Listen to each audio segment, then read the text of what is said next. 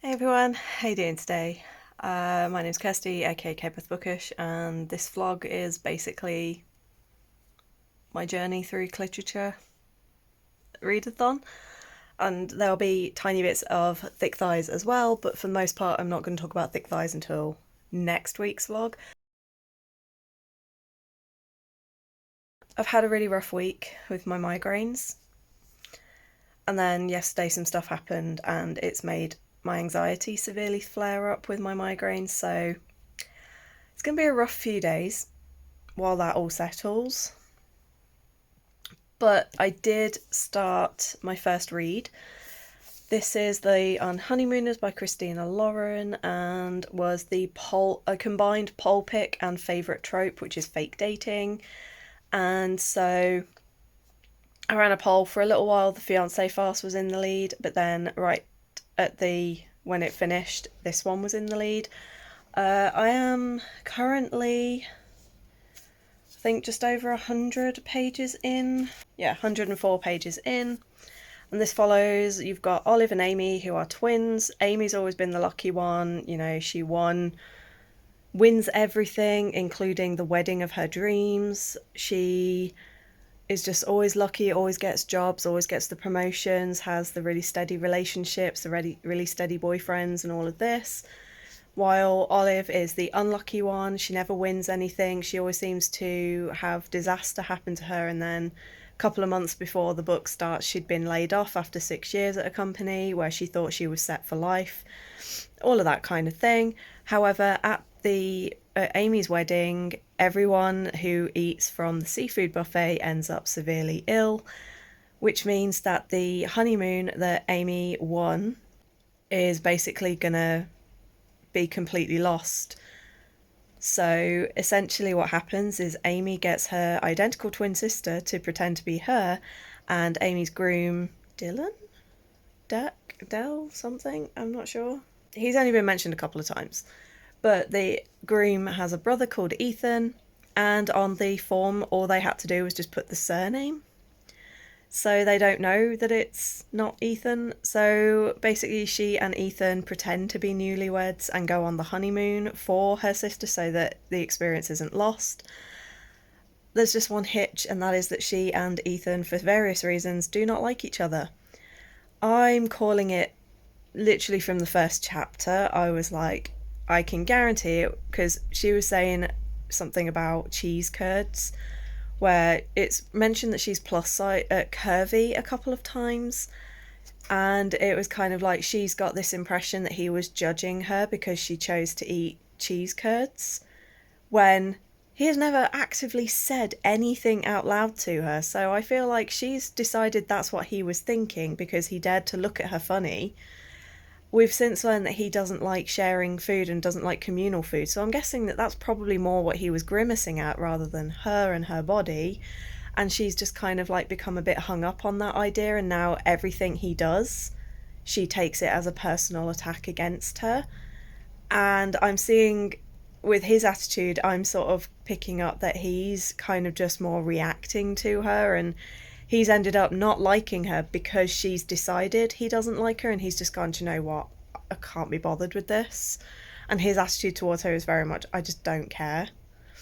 But I'm also sensing that it's the opposite, and that while she thinks that he doesn't like her, he in fact has liked her all along. And the scene that I was just reading before I went to bed was them about to go on a fake dinner date, and he at first said, "You look fine," and then she starts stressing about that wording, and then he goes, "You look great, as you always do."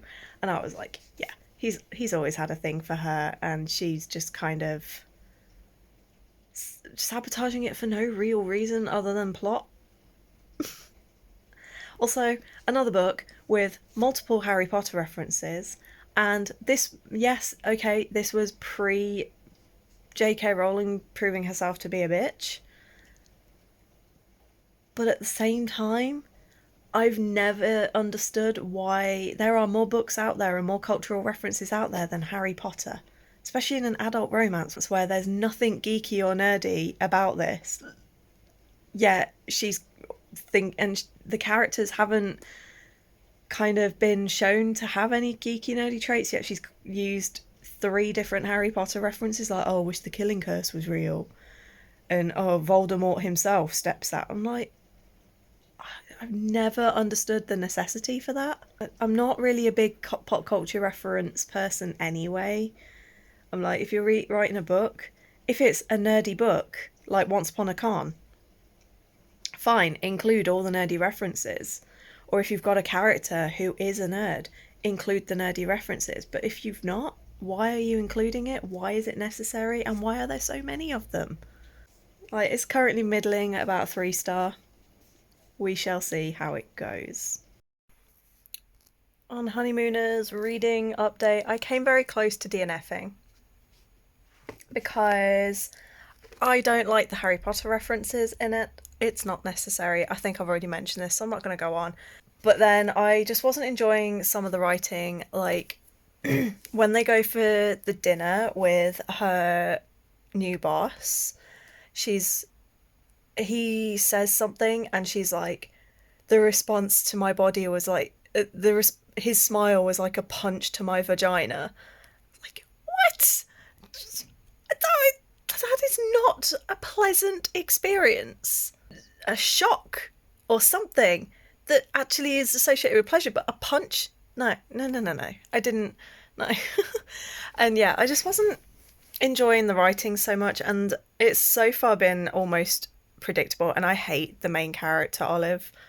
She annoys me. Not hate, that's a bit extreme. But I don't like her very much.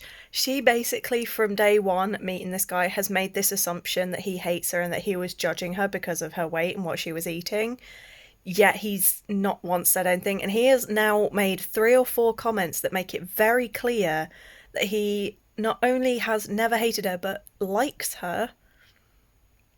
And she just, every time he does it, she's like, oh, but he hates me, so why is he making these comments? And then she's just said out loud to him, like, oh yeah, you judged me and like you've commented and teased me about my weight before. And you can tell he's like, what the fuck? No, I've not. And it's all in her head that she has decided this, and it is annoying me. And she is so flip-floppy. I hate him, but he's kind of cute, but I hate him, but oh, he's got good abs, and I hate him, but oh, his dick looks big. But just her mental... Like, this woman needs therapy, not a boyfriend. I did come close to DNFing it. However, now that we're starting to veer more away from the I hate this person and dislike this person, and more into the moments where they're starting to open up to each other and talk to each other, and she's now voiced a couple of things that I think he's going to eventually address and be like, right, we need to get over this. I could end up liking it. I've just noticed the kissing on the shadow. I didn't notice that before. And so, yeah, I just want to, you know, when you want to reach into a book and bitch slap the hell out of someone? Mm-hmm. So, yeah, we'll see how it goes. Maybe she'll improve. But yeah, I'm now halfway through and it's not great so far. DNF'd at page 208 out of 300 and 400 and something. I can't do it. It's bad. I wasn't liking the characters any more than I did at the start. Olive was just annoying me more and more and more because instead of warming up to him more, she's getting more defensive about the reasons why he hates her and doesn't like her, and it's just like, oh my god, get over yourself. There was yet another Harry Potter reference that again was out of place, didn't feel like it fit, and the thing that made me laugh, and I mean I burst out laughing because it was like I stare up at him, hating the tiny fluttering that gets going in my chest because he knows the Harry Potter reference.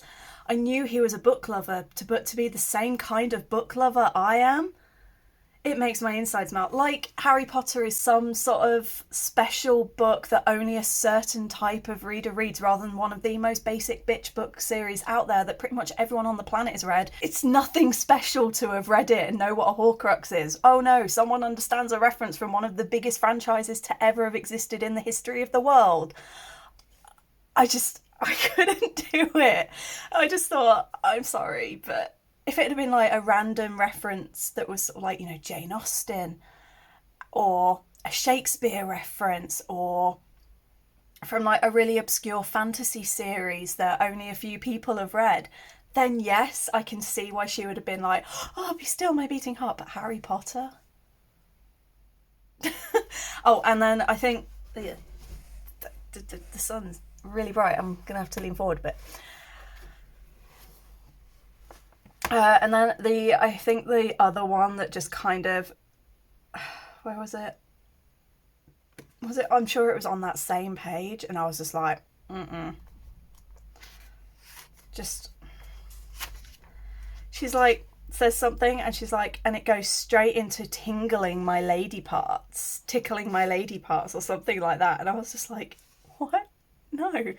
I can't stand it when people refer to genitalia. I can deal with certain words and certain things to describe the genitals, but when people start referring to it as my lady bits, or the lady parts, or his manly bits, I'm just, no. And they're trying to be sexy and sauntry, and it's like, oh, but he was swinging about. Like, I'm sorry, but when I hear something is swinging, in terms of that, I'm thinking full blown, guy standing there helicoptering it, and it's not sexy to me. It just, I couldn't take this book seriously anymore. Not that I was really taking it seriously to begin with. I was not having a fun time.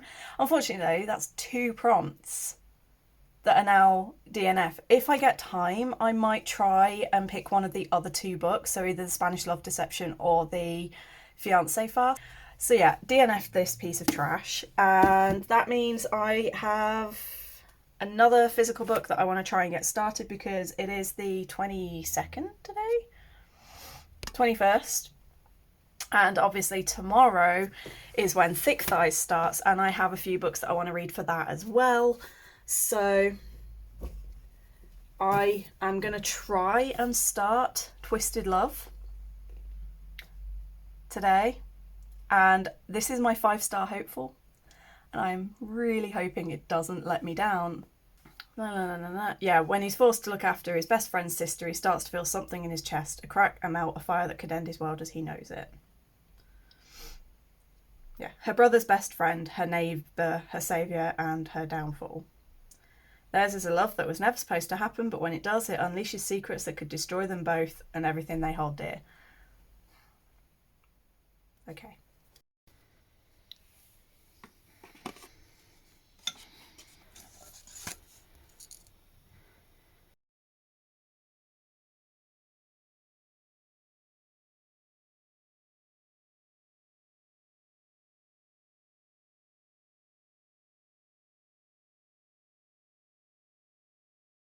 Not gonna lie, this book had me in the first sort of 100 pages. I was very invested. I was having a great time. I thought it was going to be a read that I absolutely loved.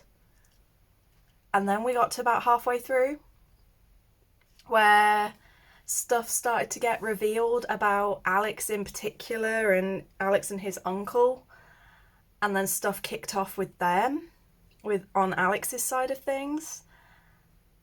And the book just did a complete 180. The tone completely changed, and Alex turned into this absolute, not only pathetic creature, but he then just became a fucking stalker. And his behaviour towards Ava in the final sort of 100 pages was disgusting and vile. And I'm sorry, but the only thing that she should have been doing is calling the police and fleeing for her fucking life. No. This book started off so good. I loved their dynamic. And then, like I said, by the end, I was hate reading it. Because, I'm sorry, there was nothing, by the end of this book, there was nothing redeemable about Alex. Ava I kind of had no real issues with. She was a bit bland and a bit boring, but I didn't really have any major issues with her. Her thoughts I felt were kind of pretty spot on considering what she'd gone through throughout the book. If you've read this book, hopefully you know what I mean, but with the time skip and everything, and when we look at her, she was really well done, and I think that that was really well written, but Alex, nah.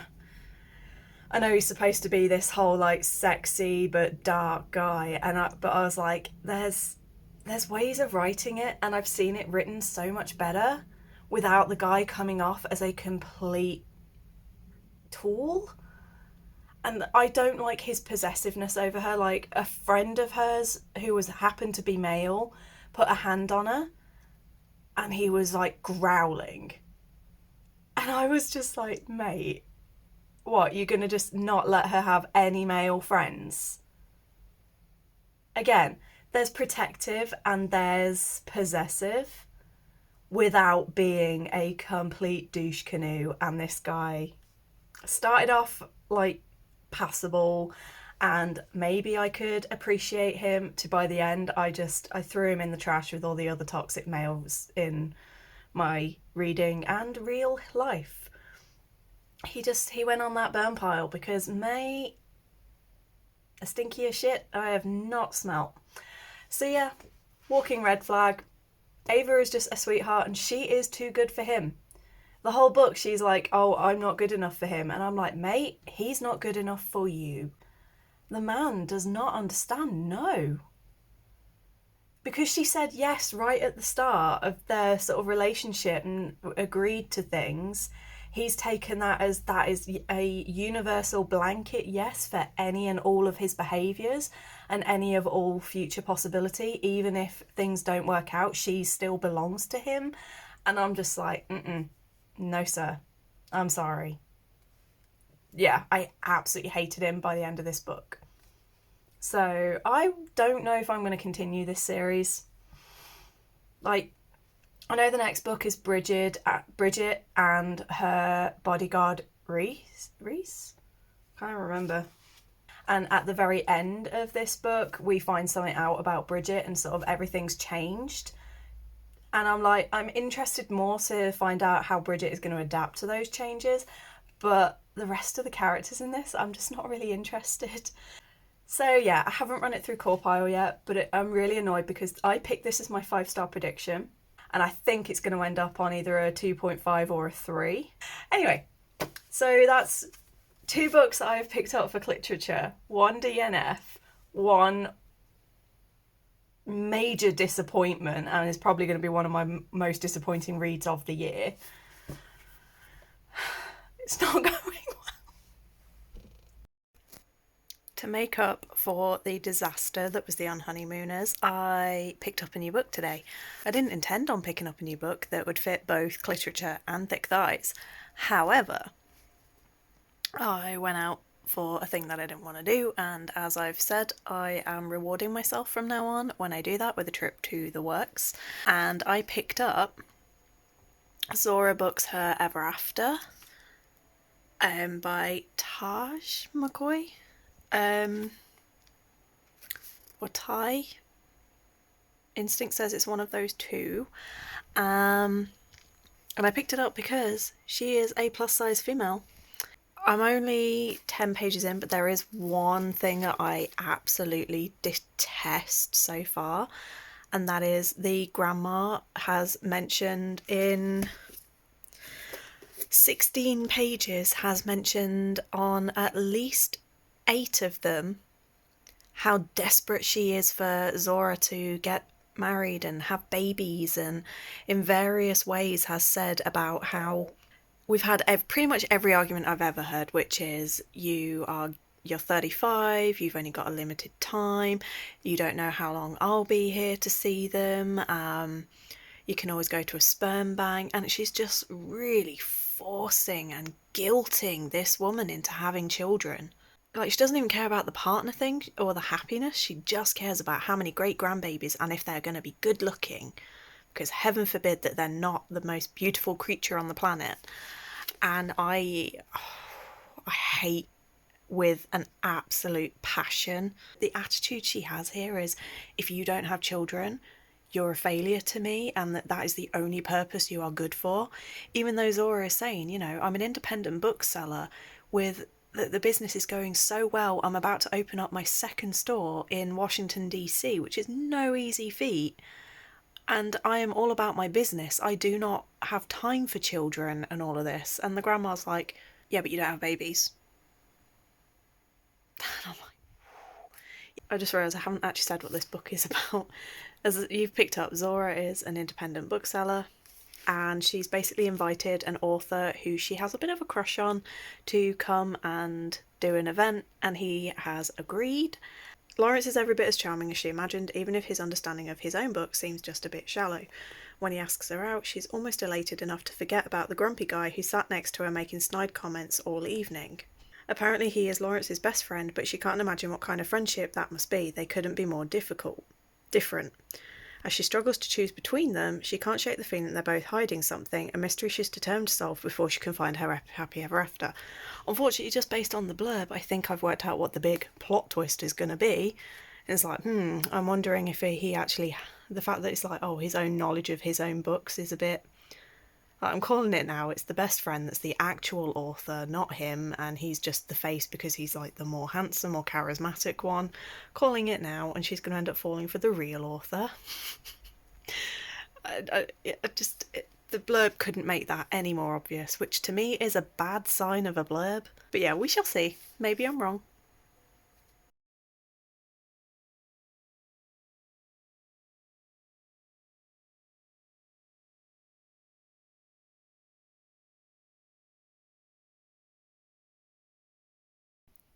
I'm currently lying in bed feeling like absolute crap because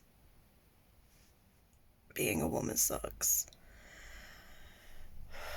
And even though I've taken pretty much every medication known to mankind, it ain't touching it.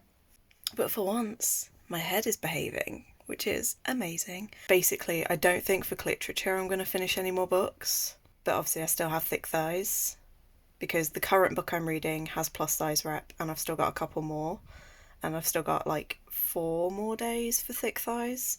But what I have been doing is in the nature of romance and love. I've been watching My Roommate is a Gummio since last night, where the main character wants to be a human and he has 1,000 years to do it. He's on year 999 and his bead accidentally gets put inside a human and he starts to fall in love with her, but there's a lot of ramifications of that, and I'm at the point where they've both just kind of realised their feelings for each other, and I'm like, but then there's like a dark twist that's come in since that revelation, and it's like, ooh. But it is, this year I've been struggling with K-drama to find ones that I've absolutely loved. I've DNF'd like 3 already, and the one that I did start and complete, by the end I was a bit bored and skipping it, whereas this one I'm on episode 9, and apart from last night I skipped a couple of bits because I was really tired and I wanted to get to the mushy fluffy stuff before I went to sleep. But apart from that, I've been absolutely hooked on this one and haven't skipped anything. And I've not been annoyed by anybody yet, which is very rare. So, yeah. But no, I think I'm going to wait for this round of medication to kick in. But I'm going to go play some Genshin because I'm usually too busy screaming at my characters for dying or jumping, or for like, I'll jump off a cliff and I'll press the button to release their wings to fly and it doesn't, so they just kind of sploot. And I'm just like, oh, why do you do this? So I'm gonna go yell at some characters and kill some monsters and try to get this pain under control, so maybe I can do some work later, but we shall see.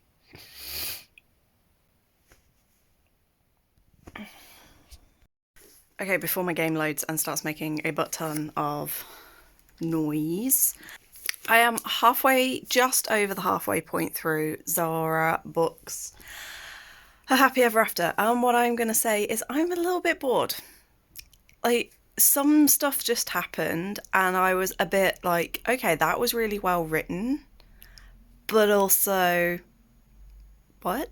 Because maybe I'm showing my age and my lack of dating skills, but I have never once in my life dated multiple people. For start, I don't do that. And then especially never dated two people who are, that's really annoying me, the light of the TV. There we go. Never dated two people who are best friends, been literally dating one who has shown a lot of interest and then ended up in bed with the other a few days later. I'm also a little bit bored with the writing because outside of that one little bit, it's just it's a bit of a running, she got up, she got dressed, she went to work, she did this at work, she then got dressed again, she then spoke to this person, she then did this. And I don't know, the writing feels a bit stiff for me. I am still interested by what the plot twist is going to be, but I'm still just like, do you know what? I still think I've worked out from the blurb and the first chapter what the sort of twist is going to be, and I'm kind of annoyed about that because I feel like, why would you give that away? But she has been saying in that Zora wants to be a writer and wants to write romance, and one of the things that she said is that, you know, with romance you don't always predict what the plot twist is going to be, so I'm wondering if that's a hint that maybe what I'm thinking and what is not going to be what it actually is, and that they've deliberately misled people in the blurb. So I am going to keep it going because it's not terrible, it's kind of at the minute. I'm sitting on a 3-star at the minute. But yeah, and the grammar is still, she's settled down a tiny bit, but it's still every single time she mentions the word baby or dating, the grandma's like, I want great grandbabies. Give me great grandbabies. I'm not going to be around for long. Babies, babies, babies, babies. And it's just like, fuck off and shut up. Just, oof. I want to try and get this done by today, and then hopefully I can get my audiobook of Get a Life Chloe Brown. I think that's only like 8 hours long. So if I have it on my usual speed, that'll bring it to about 6 hours. I can do that in a day if I just do it. But yeah, I just feel like for some reason my novel reading has been really struggling this year so far. I've been having way better time and way better luck with my manga. I've also been reading Embrace Your Size. I think I finished it. No, I've still got like 2 more chapters to go. And again, it's really good. It's nothing groundbreaking. It's nothing different to what I've seen before. But it's still very wholesome. It's still very cute. And it has kind of given me a little bit of inspiration to start maybe following more sort of mid and plus size content creators, specifically fashion based ones, because one of the things that stops me from buying clothes that I want to buy is how are people going to judge me. But it is making me think I want to have a look, and I want to start being braver with my fashion and what I wear, because I do tend to just go skinny jeans and t-shirt, and I want to wear dresses, I want to wear cottagecore, I want to wear anime clothing, I want to wear goth, I want to wear it all. I just don't have the confidence. I want to go onto Cider and basically just buy everything on there, you know? So this year I really want to be braver. Obviously I need money first, which means I need to get onto my job search. But I will say, like, Embrace Your Size is kind of helping me to think about approaching fashion and maybe starting to do some following. So that one currently is on like a 4-star because, like I said, it's not completely moving me. It's not going to change my life, but it is really lovely getting the author's perspective, and it is helping me to sort of think a bit more about how I approach fashion and clothing. So yeah, but like I said, I'm going to get this done hopefully today. I'm also going to play a bit of Genshin. It's a chill and not do too much day. And the fact that it's 1:30 and I'm only just starting my day should tell you something. Anyway, let's go start that day. I do not get why I'm just not having any luck with books at the minute. I'm over halfway through this. I've just read another couple of chapters, like 3 more chapters. Like I think I said earlier, they did this, then this happened, then they do this, and then she done this. And I think we've had more time spent describing food and what clothes people are wearing than we have with anything else. I mean, that is an exaggeration, but it's starting to get a bit repetitive. And it's like, I don't give a shit about the food, to be perfectly honest. And also, I'm kind of getting annoyed with the main character because she's like, oh, I feel really uncomfortable dating 2 guys, but I'm happy to like do sexual stuff with both of them and compare them with each other. And now I'm writing a list of all the things that I like about each one, that it's not going to go badly when inevitably I'm going to choose one of them and then he's going to see the list and kick off. She's now talking about, because she had sex with one of them, with the guy that's the author, and it didn't go great. And now she's talking to her grandma and her best friend, and she's saying about how she just keeps making excuses for why she should still be dating this guy just because he's attractive and because he's intelligent and all of this. And it's like, she's seen that he's clearly just throwing money at everything, and she's had like her internal monologue multiple times has addressed his ego and his pretentiousness, and that he seems to be hiding something and isn't interested in asking her questions. And then the experience that she just had, where they're supposed to be going away for an entire weekend, has the worst, like a really bad experience sexually, and then the next day he's like, oh, I'm sorry, I double booked, we've now got to rush you back home so I can go to this other thing. Meanwhile, this other guy has given her all of the attention. He's asked her questions about herself, he's doing activities that they both want to do, they're sharing in the costs of things. He clearly has a passion for writing and books that the other guy doesn't have. He accommodates her, he's talking to her. Why is she struggling to choose? I'm so sick of authors writing these kind of characters. I'm having such a bad time this week with books. It's ridiculous. Maybe I need to do a reread of a couple of favourites to get my mojo back, or I just need to stay away from books for a little while. But oh my god, why is reading such a chore this week? Okay, it's the 29th, it's the final day of Thick Thighs. I've just finished the final read for this thing. Honestly, this week, it's been a really shit week for reading, let's be fucking honest. It's just been crap. However, we're going to quickly go through. So, Cliterature, I ticked off illustrated cover with this one. We can double up. So illustrated cover with Zora books Her Happily Ever After. LGBTQ romance didn't get to, or did I? No. I took part in a sprint. POC author, yes, with Zora books. Share your TBR, yep, I did that. 5-star prediction. I'm ticking it off because I read the book that I predicted. It wasn't a 5-star, but I did read the book that I thought it was going to be. Poll pick, I ended up DNFing, so I'm not going to tick it off. I feel like I could, because I did get halfway through it, but no. Your favourite trope, I ended up not reading. That was the other one that I DNF'd. And a new author I can tick off. So I did manage to tick off quite a few on this one. It's just that unfortunately the things that I ticked off were both 2.5. One was 2 stars and one was 2.5. So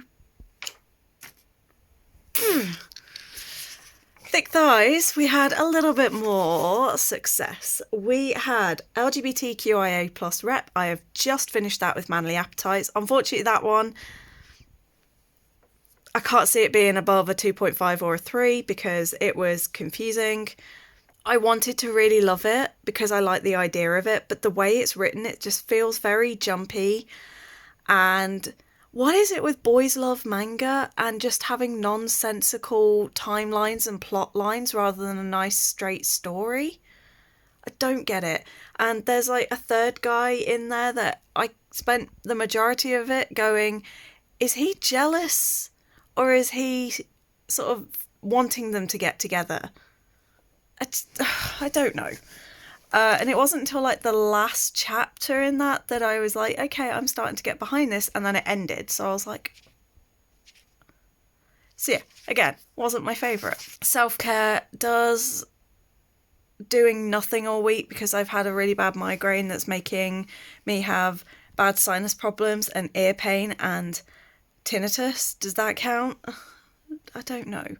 BIPOC author, yes, I did Zora Books' Her Happy Ever After. Read a book, obviously. I read a book. Join a live stream, I did, Meredith. I did join with Meredith's. And Sash, I did catch Sash on one of the days. Graphic novel was Raukun Notices Me that I just gave 3 stars to. It was sweet, it was cute, but again, was one that kind of just was a bit bleh, story-wise. Share Your TBR, I did. And non-romance was Embrace Your Size, which I gave 4 stars. So in this entire week, I had one book that I would happily say I enjoyed and that I thought was really good. The rest of them were mediocre at best. I'm glad February is over. I'm really hoping that March, tomorrow, I'm going to pick something up and it's just going to be brilliant from the first page and stay brilliant and not disappoint me. However, I will say this week, I have enjoyed it and I'm actually realising that I'm enjoying these shorter readathons way more. Normally I get really caught up in the month-long ones because I get to build a bigger TBR and it gives me more opportunity to read. But then because I have so much time to read, I'm more likely not to read because I'm like, well, it's fine, I can always pick it up tomorrow. Whereas with these 24-hour and like 24, 48 and 7-day ones, it's like, well, I can't put it down and pick it up tomorrow because then the readathon will be over or I'll just miss out on reading. And so in some ways I'm really enjoying them because I am reading at a higher rate and I am reading more consistently. But in other ways I'm not enjoying them because I feel like I'm almost trying to rush through the read. So maybe that could be a factor into why I'm not enjoying them all as much. Like genuinely these books have not been great. But also I am aware that certainly this week it's kind of been, as I've been reading one thing, I've been planning when the next one needs to be read. And I'm finding that's kind of taking, rather than taking a week to read a book, I'm getting it done in 2 days, which again, not a problem. But, you know, there's pros and cons to both. But I am finding, considering this is the first time I've done a week-long readathon, I have enjoyed it. And it's been a bit of a change in pace and it's made me want to do more, so I have been having fun. But yeah, it's just a shame that the books that I've picked up this week have been really annoying me, and annoyingly I've just it's making me start to go into a slump. So yeah, I'm really hoping that March is going to go better. Anyway, thank you for watching. If you have watched this, I really hope you've enjoyed me just slowly but surely losing my will to read. Thank you to all of the hosts and all of the people that have created these amazing readathons. I have had fun despite what you may think. It has been good and I'm glad that I did manage to get as much read as I have. Like, it's quite a lot that I got done in a week, so thank you for the motivation. And yeah, let me know if you took part in either of these readathons, how your reading went, what did you get finished, what was your favourite book of the week. My favourite book was definitely Embrace Your Size, pretty much because it was the only book that I enjoyed. But there you go, it was good, and I do recommend it. I hope you're all good, I hope you're staying safe. Don't forget to like and subscribe for more content from me, and I will see you on the next one. Bye!